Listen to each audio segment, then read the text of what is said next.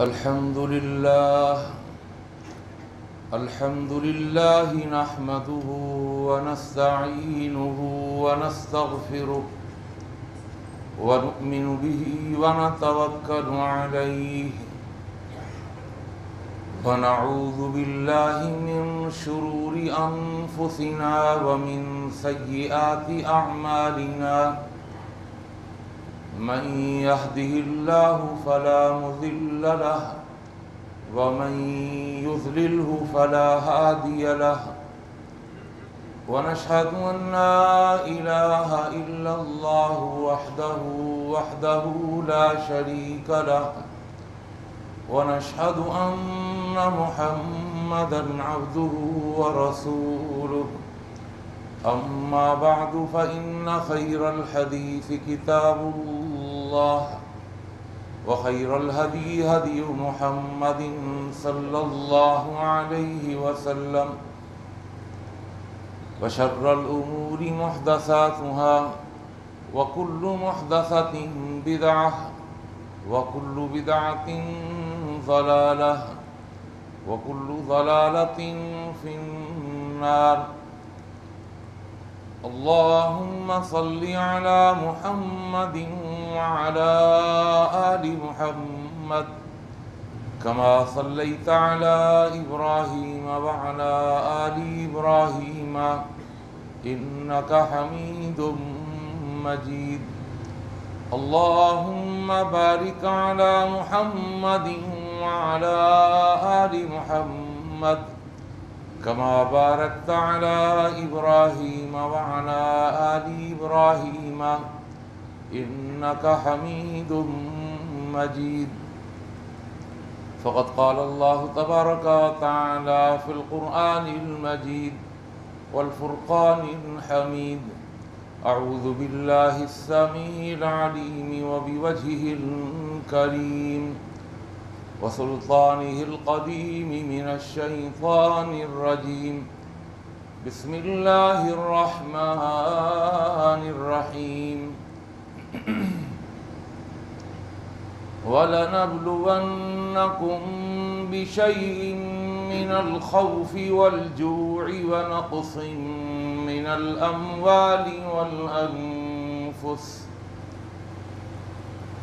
الْأَمْوَالِ وَالْأَنفُسِ وَالثَّمَرَاتِ وَبَشِّرِ الصَّابِرِينَ الَّذِينَ إِذَا أَصَابَتْهُم مصيبة قالوا إنا لله وإنا إليه راجعون أولئك عليهم صلوات من ربهم ورحمة وأولئك هم المهتدون رب اشرح لي صدري ويسر لي أمري واحلل عقدة من لساني يفقهوا قولي سبحانك لا علم لنا إلا ما علمتنا إنك أنت العليم الحكيم اللهم انفعنا بما علمتنا وعلمنا ما ينفعنا وزدنا علما اللهم إنا نعوذ بك من علم لا ينفع ومن قلب لا يخشع ومن نفس لا تشبع ومن دعوة لا تسمع ہر قسم کی تعریفات و تحمیدات، تسبیحات و تقدیسات، تہلیلات و تمجیدات اور تہنیات و تکبیرات اس اللہ جل جلالہ عم نوالہ کے لیے جس کی جتنی بھی تعریفیں بیان کی جائیں، جس کی جتنی بھی حمد و ثنا بیان کی جائے اور جس کی جتنی بھی تحسین و ستائش بیان کی جائے اور جس کے لیے جتنے بھی شکریہ کے کلمات ادا کیے جائیں کم ہیں۔ حق یہ ہے کہ حق ادا نہیں ہو سکتا۔ حمد و ثنا کے بعد درود و سلام نازل ہوں دونوں جہانوں کے سردار پیغمبر آخر الزمان حضرت محمد مصطفیٰ صلی اللہ تعالی علیہ وآلہ وسلم کی ذات اقدس پر، جسد اقدس پر، روح اقدس پر بے شمار بے حد و حساب ان گنت لا تعداد کہ جنہیں اللہ تعالیٰ نے ساری کائنات کے لیے رہبر، رہنما اور تمام جہان والوں کے لیے رحمت بنا کے بھیجا ہے۔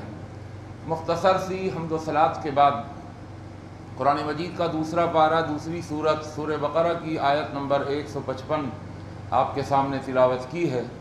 اللہ تعالیٰ سے دعا ہے اللہ مجھے اور آپ کو، ہم سب کو قرآن مجید کا صحیح فہم اور قرآن مجید کی صحیح سمجھ عطا فرما دے، اور جمعے کی وساطت سے میں اور آپ جو بھی قرآن و حدیث کی باتیں اور نصیحتیں سنتے اور سناتے ہیں، اللہ ہمیں ان پر اخلاص کے ساتھ عمل پیرا ہونے کی بھی توفیق عطا فرما دے۔ اس آیہ مبارکہ میں اللہ تعالیٰ نے فرمایا کہ وَلَنَبْلُوَنَّكُمْ، اور ضرور بالضرور ہم تم کو آزمائیں گے۔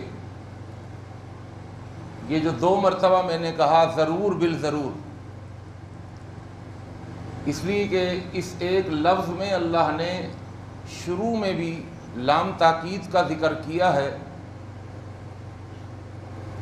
اور اس لفظ کے آخر میں نون مشدد جس پر تشدید پڑی ہوئی ہوتی ہے وہ بھی تاکید کے لیے آتا ہے۔ تو اللہ نے ایک لفظ میں شروع اور آخر میں تاکیدی معنی پیدا کرنے کے لیے اللہ نے لام اور نون کا ذکر کیا کہ وَلَنَبْلُوَنَّكُمْ، ہم تم کو آزمائیں گے۔ اس کے لیے لفظ آئے گا نبلوکم، ہم تمہیں مبتلا کریں گے، آزمائیں گے، ابتلا کریں گے تمہاری۔ لیکن نبلوکم نہیں فرمایا، بلکہ فرمایا وَلَنَبْلُوَنَّكُمْ، اور ہم ضرور بالضرور تم کو آزمائیں گے، بِشَيْءٍ مِّنَ الْخَوْفِ، ہم جو ضرور بالضرور تمہیں آزمائیں گے کس کے ساتھ؟ اللہ نے فرمایا بِشَيْءٍ، یہ دوسرا لفظ ہے اس آیت کا، کچھ آزمائیں گے۔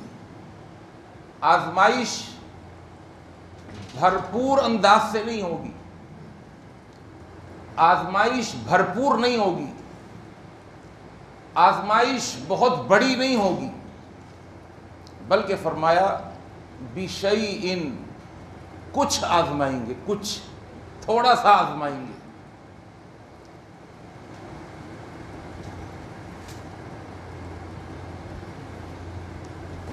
الحمدللہ لائٹ بھی آ گئی ہے اور اب ایسی بھی کھل جائیں گے۔ آپ پوری توجہ سے قرآن مجید کی اس آیت کو سمجھنے کی کوشش کریں۔ تو میں نے آپ کے سامنے یہ بات رکھی کہ اللہ جو آزماتے ہیں وہ بھرپور انداز سے نہیں آزماتے، اس کی آزمائش تھوڑی ہوتی ہے، کچھ آزمائش ہوتی ہے۔ جیسا کہ قرآن مجید کے ایک اور مقام پر اگر آپ توجہ رکھیں، اللہ نے ایک اور مقام پر فرمایا وَلَنُذِيقَنَّهُمْ، یہ اللہ کا قانون ہے، یہ اللہ کا ضابطہ ہے، قانون عذاب، عذاب کا بھی ایک قانون ہے اللہ کا۔ قانون کیا ہے، وہ ضابطہ کیا ہے؟ فرمایا کہ ہم یہاں بھی اگر آپ غور کریں وَلَنُذِيقَنَّهُمْ، بالکل وہی انداز ہے، لام تاکید کہا گیا، ہم ضرور بالضرور ان کو چکھائیں گے، کھلائیں گے نہیں۔ چکھنا تھوڑا ہوتا ہے، چکھنا زیادہ نہیں ہوتا۔ آدمی ایک پلیٹ بھر کے چاول کی چکھتا نہیں ہے، بلکہ وہ ایک چمچے سے چکھ لیتا ہے، نمک کیسا ہے، مرچیں کیسی ہیں، خوشبو ہے، مسالہ دار ہے نہیں ہے۔ تو اللہ یہاں پر ذائقے کا لفظ استعمال کرتا ہے وَلَنُذِيقَنَّهُمْ، اور ہم ضرور بالضرور چکھائیں گے، کھلائیں گے نہیں، چکھائیں گے۔ کیا چکھائیں گے؟ من العذاب، لفظ من جو ہے یہ بھی تبعیض کے لیے ہے، عربی جاننے والے جانتے ہیں۔ تبعیض یعنی بعض، یعنی کچھ. تو دیکھیے پہلے لفظ لنذیقنہم سے پتہ چلا کہ کھلائیں گے نہیں، چکھائیں گے، یعنی تھوڑا سا ہوگا. پھر اس میں مزید کمی کرتے ہوئے، اس کچھ میں بھی تھوڑا اور کم کرتے ہوئے اللہ نے فرمایا من العذاب، عذاب کا بھی کچھ حصہ. دون العذاب الاکبر، بڑے عذاب سے پہلے. یہ اللہ کا قانون ہے کہ اللہ ابتدا میں اور شروع میں اللہ کوئی بڑا عذاب نہیں بھیج دیتا، بلکہ اللہ شروع میں وارن کرنے کے لیے، متنبہ کرنے کے لیے، بیدار کرنے کے لیے، جگانے کے لیے، خواب غفلت سے بیدار کرنے کے لیے، اٹھانے کے لیے اللہ ان کو آزماتا ہے اور ان پر تھوڑا سا عذاب بھیجتا ہے. وَلَنَبْلُوَنَّكُمْ بِشَيْءٍ، کچھ کے بعد اللہ نے فرمایا من الخوف. کس چیز سے آزمائیں گے؟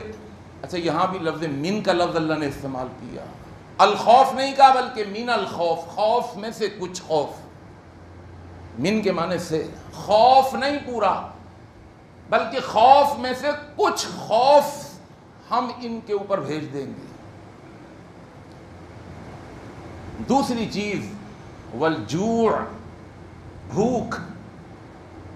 اگر آپ دور حاضر کے تناظر میں، موجودہ حالات کے تناظر میں اگر اس آیت کو انہی الفاظ کی موجودہ ترتیب کے ساتھ دیکھیں گے تو آپ کہیں گے یار یہ آیت آج کے دور میں، آج کے زمانے میں، آج کے دن ہمارے اوپر اس طرح منطبق ہو رہی ہے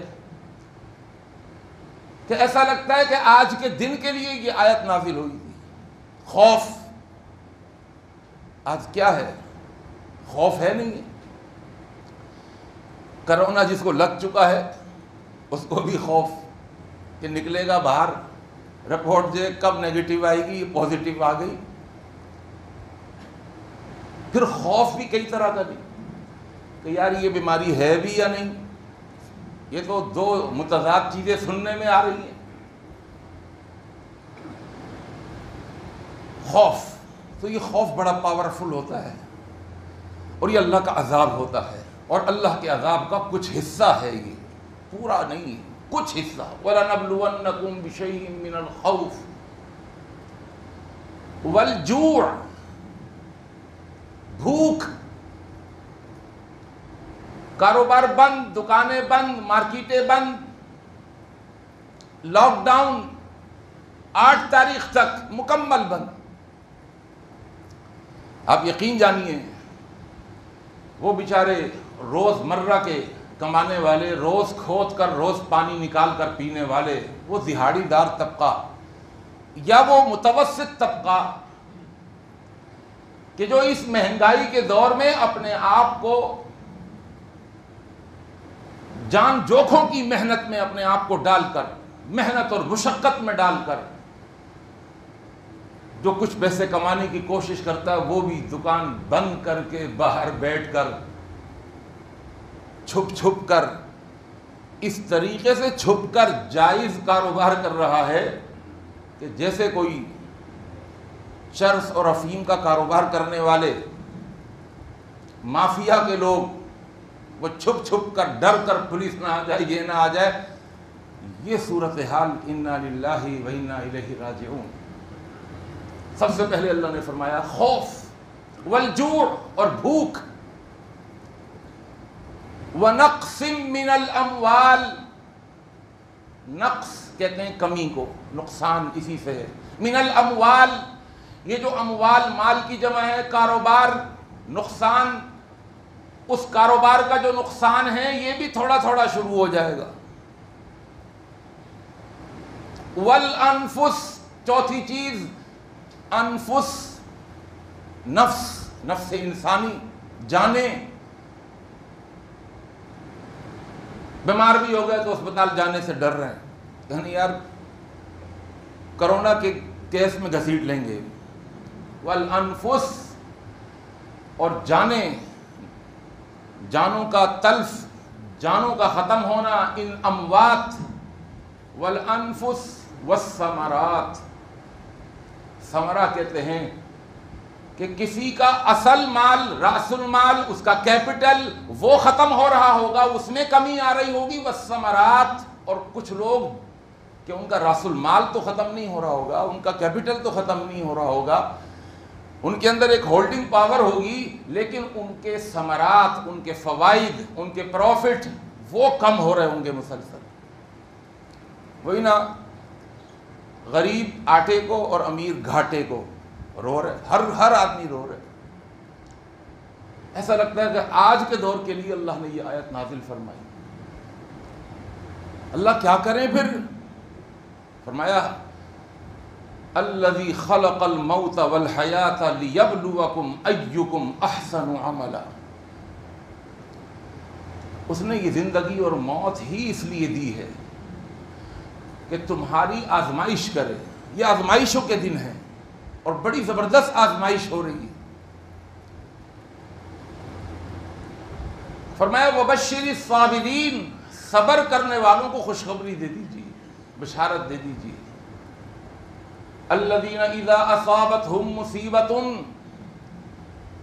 کون ہے صبر کرنے والے کہ جب ان کو کوئی مصیبت پہنچتی ہے، قالوا، وہ کہتے ہیں انا للہ و انا الیہ راجعون. او بھائی ہماری جان ہماری تھوڑی ہے، اللہ کی ہے. اور بھائی ہمارا مال ہمارا تھوڑی ہے، اللہ کا ہے. انا للہ و انا الیہ راجعون، ہم اللہ کی طرف رجوع کرنے والے ہیں، ہم اللہ کے لیے ہیں. و انا الیہ راجعون، کیا مطلب انا للہ و انا الیہ راجعون؟ بس یہ جملہ کہہ دیا اور آپ صبر کرنے والے ہو گئے؟ ہرگز نہیں. جو کہیں وہ کر کے دکھائیں، اللہ کے ہو کے دکھائیں. قول و عمل کا تضاد نہ ہو. اللہ فرماتا ہے یا ایھا الذین آمنوا، اے ایمان والو، لم تقولون ما لا تفعلون، وہ کہتے کیوں ہوں جو کرتے نہیں ہوں. یہ قول و عمل کا تضاد پتہ ہے کتنا بڑا گناہ ہے. فرمایا کبر مقتا عند اللہ، اللہ کے ہاں یہ بہت بڑا گناہ ہے. ان تقولوا ما لا تفعلون، کہ تم وہ کہو جو کرتے نہیں. میں نے آپ کو بتایا تھا گزشتہ سے گزشتہ جمعے کہ قربانی میں ہم کیا کہتے ہیں؟ ان صلاتی و نسکی و محیایا و مماتی للہ رب العالمین. اللہ میری تو صرف نماز نہیں، میری نماز بھی، میری قربانی بھی، اور اللہ نماز اور قربانی نہیں، وہ محیایا، میری پوری زندگانی، میرا پورا جینا، میری صبح میری شام، میرا اٹھنا میرا بیٹھنا، للہ، سب اللہ کے لیے. یہ ہم کہتے ہیں. عملی رویہ، اللہ کی طرف رجوع کیا یا نہیں کیا؟ آئیے اللہ کا قرآن. یہ جو آزمائشیں آتی ہیں کیوں آتی ہیں؟ اللہ فرماتا ہے تاکہ یہ آزمائشیں تمہارے غرور کو ختم کر دیں، غرور کو ختم کر دیں. اور اللہ انسان کے غرور کو ختم کرتا ہے مرتے دم تک. غرور نہیں کرنے دیتا کسی کو، تکبر نہیں کرنے دے گا اللہ کسی کو. اور یاد رکھیے کہ جس دن انسان عاجزی اور انکساری سے نکل کر تکبر، غرور اور فخر کے راستے پر چلتے ہوئے جب متکبر بن جاتا ہے، وہیں سے اس کا زوال شروع ہوتا ہے. کبھی غرور نہیں کرے. اللہ کے رسول حضرت محمد مصطفیٰ صلی اللہ علیہ وسلم نے فرمایا الکبریاء ردائی، تکبر میری چادر ہے، میرا تہبند ہے. من نازعنی فی ردائی فقد قسمتہ، جو مجھ سے میرا تہبند کھولنے کی کوشش کرے گا، جو مجھ سے میرے کپڑے اتارنے کی کوشش کرے گا، میں اس کی کمر توڑ کے رکھ دوں گا. اور اللہ قرآن میں کیا فرماتا ہے؟ وَلَقَدْ أَرْسَلْنَا إِلَىٰ أُمَمٍ مِّن قَبْلِكَ فَأَخَذْنَاهُمْ بِالْبَأْسَاءِ وَالضَّرَّاءِ لعلہم یتضرعون. یہ جو آزمائشیں آتی ہیں، تکلیفیں آتی ہیں، بیماریاں آتی ہیں، مصیبتیں آتی ہیں، یہ جو نقصانات آتے ہیں، ان کا مطلب یہ ہوتا ہے لعلہم، تاکہ وہ یتضرعون، تضرع اختیار کر لیں، عاجزی اختیار کر لیں، وہ منکسر المزاج بن جائیں، ان کے اندر فروتنی آ جائے، جھکنا آ جائے، عاجزی اور انکساری آ جائے. اس لیے آتی ہے آزمائش. ہمارے اندر کتنی عاجزی اور انکساری آ گئی، ہم نے کتنا اللہ کی طرف رجوع کر لیا. اور اللہ آگے اسی آیت کے اگلے حصے میں کیا فرماتے ہیں؟ فلولا اذ جاءہم بأسنا تضرعوا. فلولا، اللہ اکبر. لولا کا ترجمہ اگر آپ کو ایک مثال سے سمجھاؤں، وہ ایک آدمی کہیں پھنس گیا، اپنے بھائی کو فون نہیں کرا اور بڑا نقصان اٹھا لیا. جب اپنے نقصان کا ذکر اپنے کسی بڑے سے کیا تو اس نے کہا یار مجھے ایک فون تو کر لیتے، یار ایک فون تو کر لیتے، کیوں مجھے فون نہیں کرا، کیوں ایسا نہیں کیا کہ تم مجھے ایک کال کر لیتے. اللہ اس میں وہی انداز ہے، فلولا اذ جاءہم بأسنا تضرعوا. جب ان کے پاس آزمائش آ چکی تھی، تکلیف آ چکی تھی، مصیبت آ چکی تھی، بیماری آ چکی تھی، فلولا تضرعوا، انہوں نے عاجزی اختیار کیوں نہیں کی، کیوں نہیں جھکے.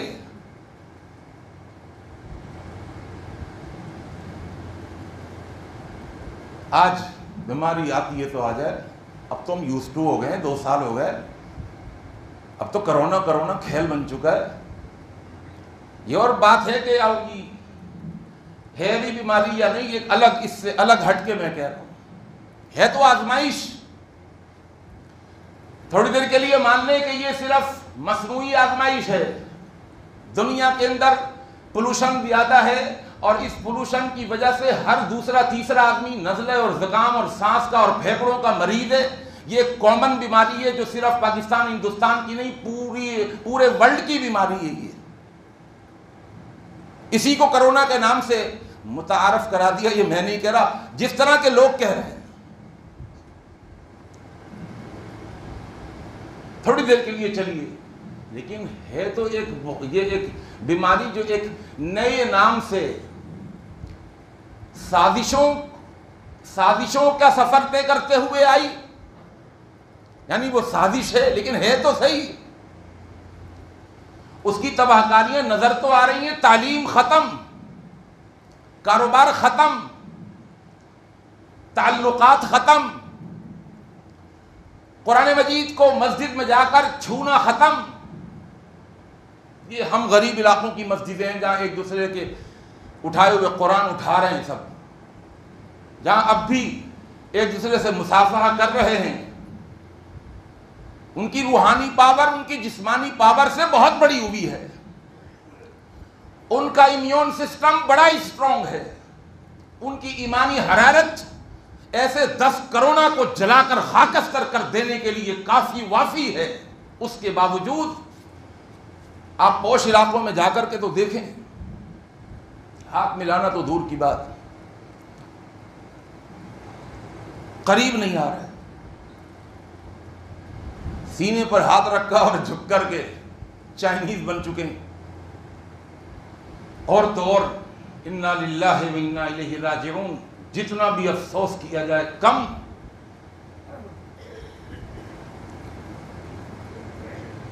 تمام مسلمانان عالم اسلام کی مشترکہ میراث سعودی عرب، اور سعودی عرب کے اندر وہ خطہ عربی جس کے بارے میں اللہ کا قرآن کہتا ہے اِنَّا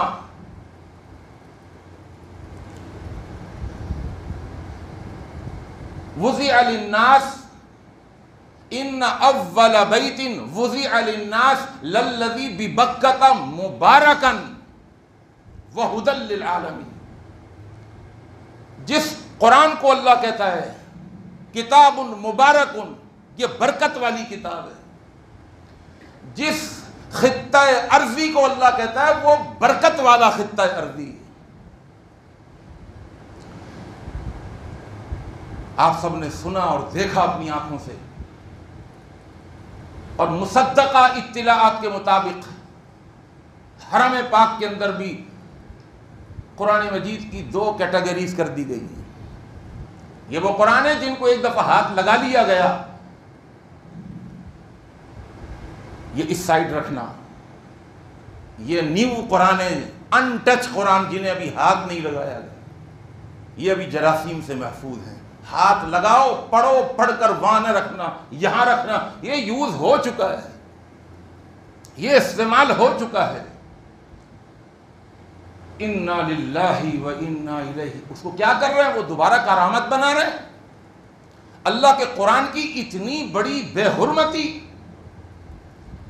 کہ ایک دفعہ چھونے کے بعد وہ اللہ کی کتاب اس قابل نہیں رہی کہ دوسرا مسلمان اس کو اٹھا سکے، ایسے جراثیم اس کے اندر چلے گئے۔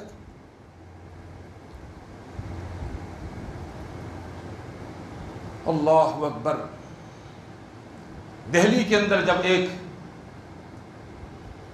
عیسائی نے انجیل کو کیمیکل لگا کر اعلان کیا کہ ہے کوئی جو مجھ سے مقابلہ کرے، میں کہتا ہوں انجیل اللہ کی سچی کتاب ہے جو عیسیٰ علیہ السلام پر نازل ہوئی، اور مسلمان کہتے ہیں اللہ کا قرآن اللہ کی سچی کتاب ہے۔ آؤ مقابلہ کر کے دیکھو، میں اس انجیل کو آگ میں ڈالوں گا، تم اللہ کی کتاب لے آؤ، تم اللہ کی کتاب کو آگ میں ڈالنا۔ جو کتاب جل گئی تو سمجھ لینا کہ وہ برحق نہیں ہے، اور جو کتاب بچ گئی تو سمجھ جانا یہ برحق کتاب ہے۔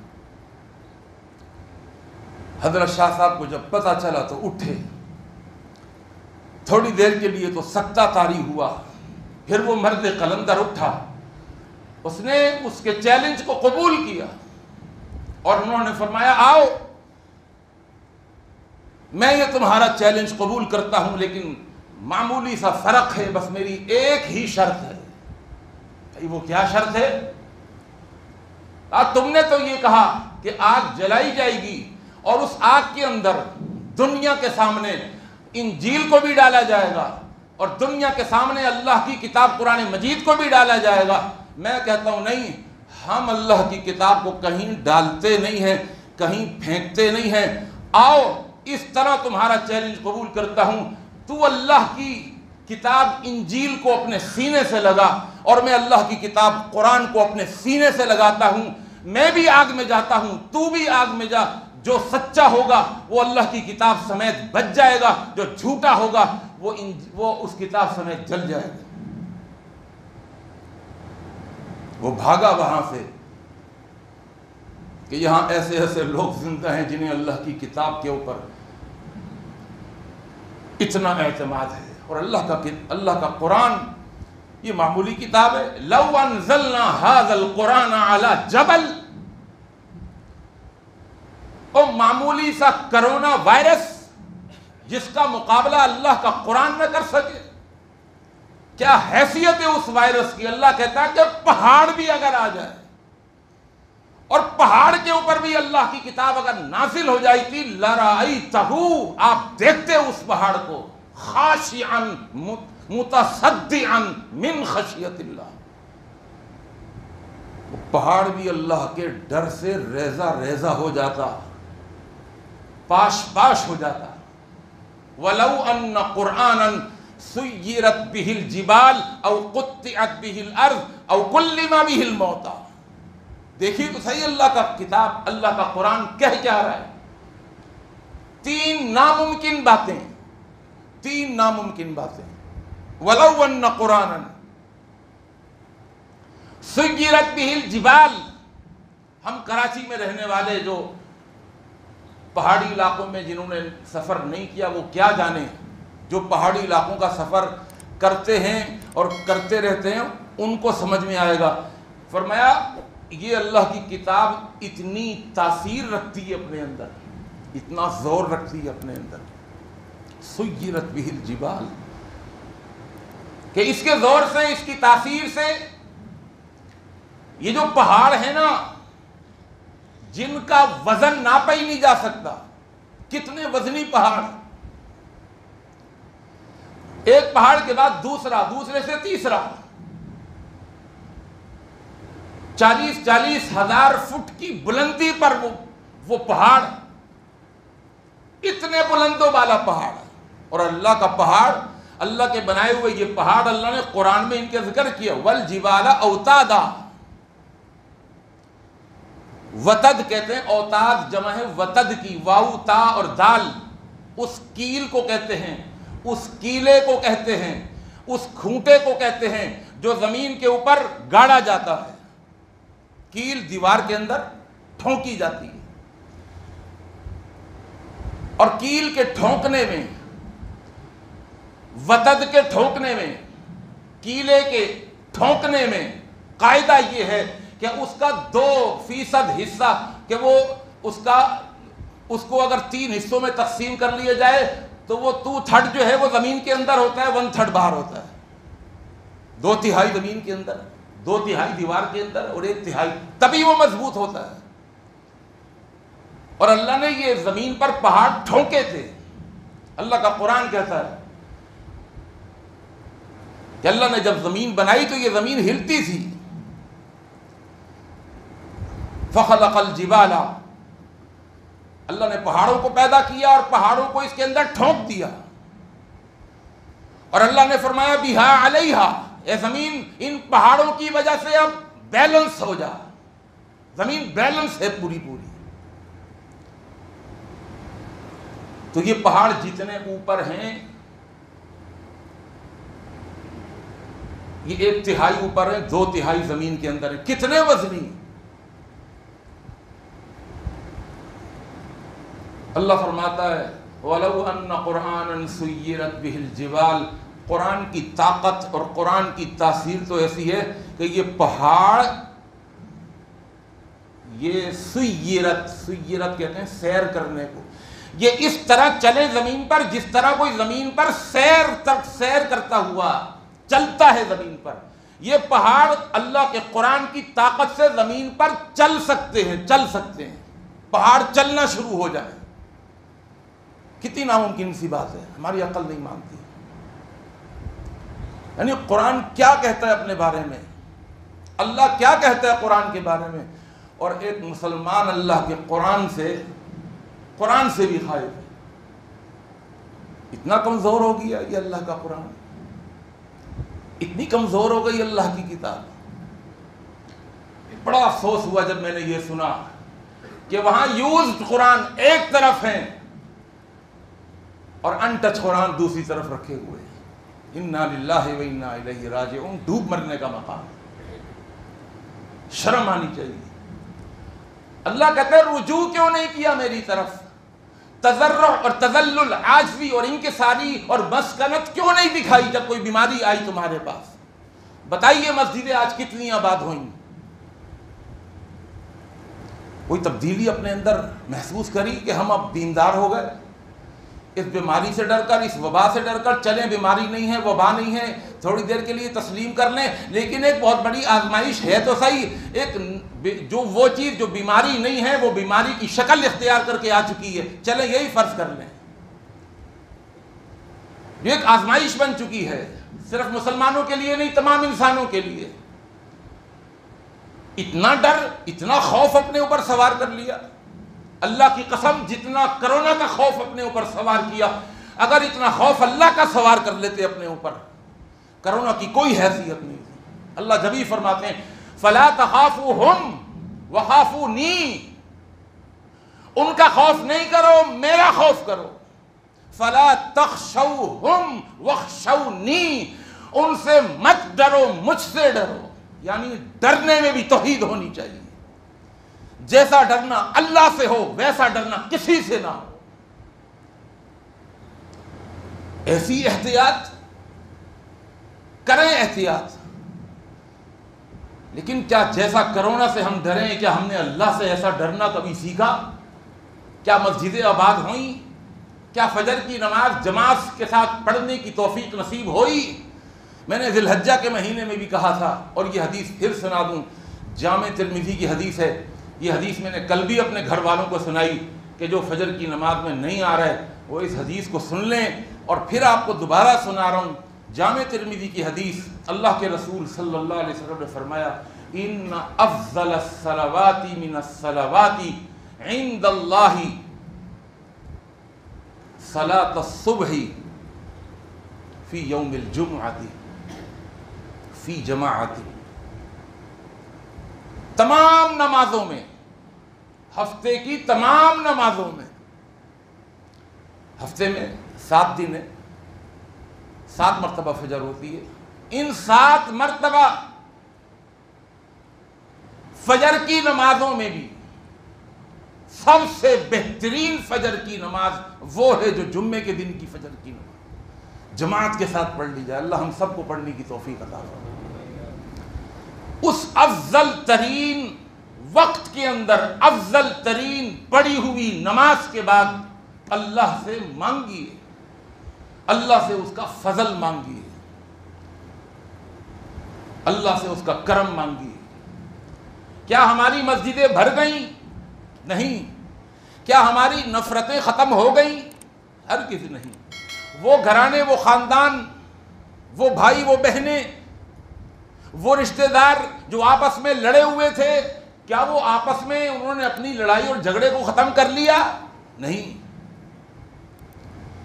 کیا وہ حسد، کینہ، بغض، عداوت جو سینے میں بھرا ہوا ہے کیا وہ ختم ہو گیا؟ نہیں. کون سی چیز ختم نہیں ہونے دے رہی؟ ہمارا تکبر، ہمارا غرور. ہمیں جھکنا نہیں آتا.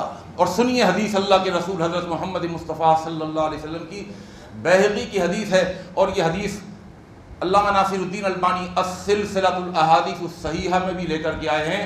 فرمایا من تواضع للہ رفعہ اللہ، جو اللہ کے لیے تواضع اختیار کرتا ہے اللہ اس کو بلند کر دیتا ہے.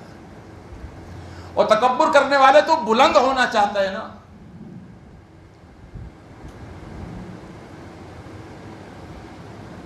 تو اپنے آپ کو اوپر رکھنا چاہتا ہے نا.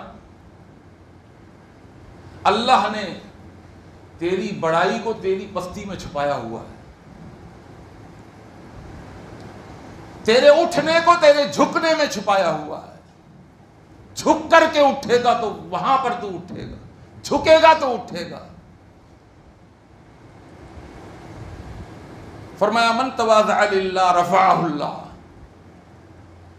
اور الفاظ بھی اللہ کے رسول نے کیا استعمال کیے.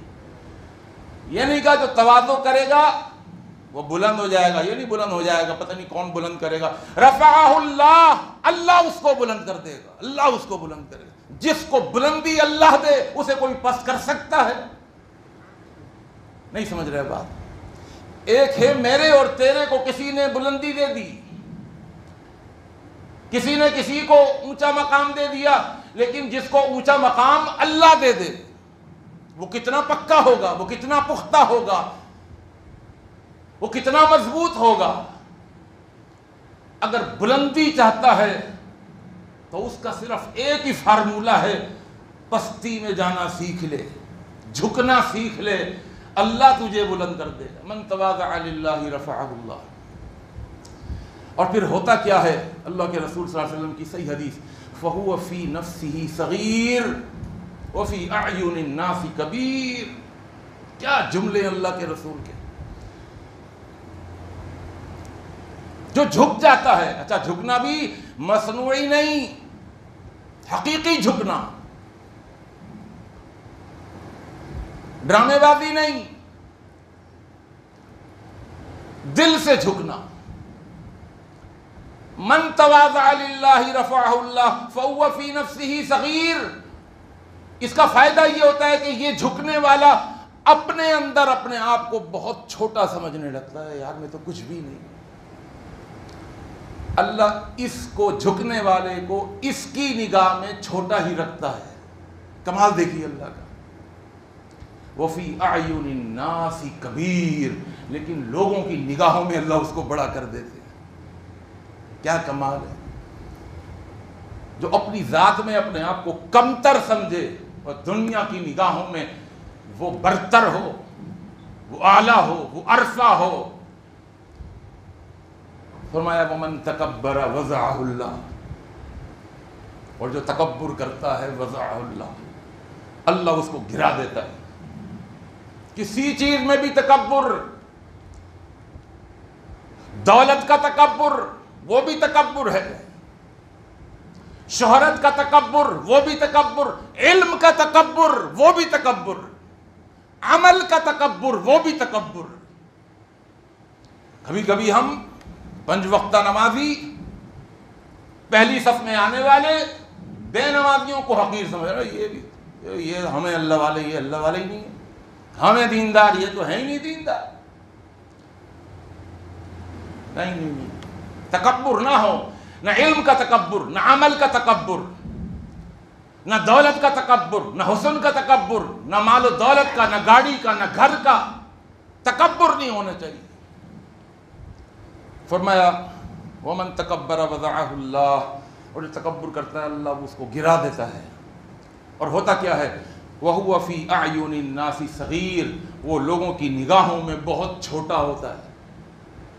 وَفِي نَفْسِهِ كَبِيرٌ، اور اپنے اندر، اپنے نفس میں وہ اپنے آپ کو بہت بڑا سمجھ رہا ہوتا ہے۔ اپنی آنکھ سے اپنے آپ کو دیکھتا ہے تو بڑا سمجھتا ہے۔ اللہ فرماتا ہے تو ایک دفعہ لوگوں کی آنکھوں سے اپنے آپ کو دیکھ، تجھے پتہ چلے گا کہ تو کتنا چھوٹا ہے، کتنا چھوٹا۔ فَهُوَ أَهْوَنُ عَلَيْهِم مِّن كَلْبٍ أَوْ خِنزِيرٍ، وہ لوگوں کی نگاہوں میں کتے اور خنزیر اور سور سے بھی زیادہ کمتر ہوتا ہے۔ اللہ اتنا کمتر کر دیتا ہے۔ اللہ سے دعا ہے جو کچھ سنا اور سنایا ہے اللہ عمل کی توفیق عطا فرمائے، عملی رویے میں تبدیلی لے آئیے، اسی کو توبہ کہتے ہیں۔ اور یاد رکھیے اللہ سے گڑ گڑائیے، یہ گڑ گڑانے کا وقت ہے۔ اللہ قرآن مجید میں بھی کئی مقامات پر ارشاد فرماتا ہے، میں بس ایک آیت سنا کر اپنی بات کو مکمل کروں۔ ایک حدیث سن لیجیے، طبرانی کی حدیث ہے، مجھے بڑی پیاری حدیث لگتی ہے، بڑی پیاری حدیث ہے۔ یوں تو ہر حدیث پیاری ہے، لیکن کسی حدیث میں اللہ کے رسول جو ایک تمثیل بیان کرتے ہیں، جو ایک تشبیہ بیان کرتے ہیں، جو ایک استعارہ بیان کرتے ہیں، وہ انسان کے دل کے اندر گھپ کر کے رہ جاتی ہے۔ کیا تمثیل، کیا استعارہ، کیا تشبیہ، سنیے۔ فرمایا اللہ کے رسول صلی اللہ علیہ وسلم نے فرمایا، اور یہ حدیث طبرانی کی ہے اور سلسلۃ الاحادیث الصحیحہ کی ہے، فرمایا ان للہ آنیۃ فی الارض، اللہ کے کچھ برتن ہیں زمین پر۔ اللہ کے کچھ برتن، برتن جانتے ہیں، کچن بھرا ہوا ہوتا ہے برتنوں سے، اللہ کے بھی کچھ برتن ہیں۔ کہاں پر؟ فی الارض، زمین پر اللہ کے کچھ برتن ہیں۔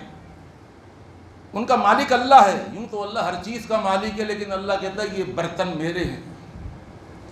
فرمایا وَآنِيَةُ رَبِّكُمْ قُلُوبُ عِبَادِهِ الصَّالِحِينَ، تمہارے رب کے برتن نیک بندوں کے دل ہیں۔ نیک بن جائیے، صالح بن جائیے۔ صالح بننے کے فائدے بڑے ہیں، یاد رکھیے۔ صالح بننے کے، نیک بننے کے فائدے بہت ہیں۔ صرف آپ کو ایک فائدہ بتا کر میں اپنی اس حدیث کو مکمل کر دوں۔ فائدہ سنیے، اگر آپ صالح بن گئے تو ہوگا کیا؟ جو بھی مسلمان اور جو بھی نمازی جہاں کہیں پر بیٹھا ہوا ہو، کسی گاؤں میں، دیہات میں، گھر میں، مسجد میں، صحرا میں، پہاڑوں پر، کہیں بھی، شہروں میں، سعودی عرب میں، حرم میں، مکہ میں، مدینہ میں، بیت المقدس میں، دنیا کے کسی بھی کونے کے اندر کوئی بھی نمازی جب نماز پڑھے گا، اس نماز کے اندر وہ آپ کے لیے دعا کرے گا۔ بھائی لاکھوں نہیں کروڑوں نمازی ہیں، اور وہ آپ کے لیے دعا اگر کریں تو آپ خوش ہو جائیں گے نہیں ہو جائیں گے؟ تشہد میں کیا ہے؟ التحیات للہ والصلوات والطیبات، السلام علیک ایھا النبی ورحمۃ اللہ وبرکاتہ، السلام علینا وعلی عباد اللہ الصالحین۔ یا اللہ جتنے بھی نیک بندے ہیں اپنی سلامتیاں ان کو عطا فرما دیں۔ اپنی سلامتیوں کے لیے یہ دعائیں لگتی کیوں نہیں ہیں؟ صالح نہیں بنے. سمجھ آ رہی ہے بات؟ صلاحیت تو بہت ہے، ایبلٹی تو بہت ہے، صلاحیت ہے، لیکن صالحیت نہیں ہے. صالحیت کسے کہتے ہیں؟ نیک بن جانا. اور اگر نیک بن گئے، دل اگر نیک ہو گئے تو آپ کیا بن گئے؟ اللہ کے برتن بن گئے. لیکن اب تشبیہ کو اور استعارے کو اور تمثیل کو ذرا سمجھیے گا. حدیث کا آخری جملہ عرض کر رہا ہوں، برتنوں میں بھی کچھ قسم قسم کے برتن ہوتے ہیں نا. کچھ رف استعمال کے لیے ہے نا، گھر کے لیے تو لے آؤ بھائی اسٹیل کی پلیٹیں لے آؤ، ہاں یہ لے آؤ یہ والی پلیٹ. مہمان آ رہا ہے وہ کانچ کی پلیٹیں لاؤ، وہ فلانا ڈنر سیٹ لے کر آؤ، وہ ماربل والا سیٹ. کیوں بھائی؟ بھائی مہمان آ رہے ہیں، عزت لگانی ہوتی ہے نہیں لگانی ہوتی. کٹورے میں پانی پلایا جا رہا ہے، اسٹیل کے گلاس میں پانی پلایا جا رہا ہے، اور وہ 600 روپے کے 12 گلاس والے شیشے کے گلاس میں پانی. مہمان آیا تو فرانس کے گلاس لے آؤ. برتنوں میں بھی قسم ہوتی ہے. وہ کہاں رکھے جاتے ہیں؟ یہاں نہیں رکھنا، یہ اوپر کر کے رکھو، بالکل یہ کبھی کبھی نکلیں گے. اللہ فرماتا ہے میرے بھی کچھ برتن خاص ہیں. سنیے اب حدیث کا آخری جملہ، فرمایا وَأَحَبُّهَا إِلَيَّ وَأَحَبُّهَا إِلَيْهِ. ان برتنوں میں بھی، یعنی جو نیک لوگوں کے دل ہیں وہ برتن ہیں، لیکن ان برتنوں میں بھی احبها الیہ، اللہ کو سب سے زیادہ پسند، سب سے زیادہ محبوب. وہ کون سے برتن ہیں؟ الینھا وارقھا، جو سب جن کے دل ایک تو نیک ہیں لیکن اپنے اندر انہوں نے خصوصیت کیوں پیدا کر لی؟ وہ محبوب کیوں ہو گئے؟ وہ زیادہ اللہ کو کیوں پسند آتے ہیں؟ اس لیے کہ وہ ارقھا، دل نرم ہے، عاجزی انکساری ہے، غرور نہیں ہے، تکبر نہیں ہے، فخر نہیں ہے، لیکن وہ عاجز ہیں، وہ منکسر المزاج ہیں، وہ جھکنے والے ہیں. اور اللہ کو برتنوں میں وہ برتن بہت زیادہ پسند ہیں کہ جن میں عاجزی اور انکساری سب سے زیادہ ہے. اللہ سے دعا ہے اللہ ہمیں اپنا عاجز بندہ بنا دے. قولوا قولی ھذا استغفر اللہ لی ولکم اجمعین.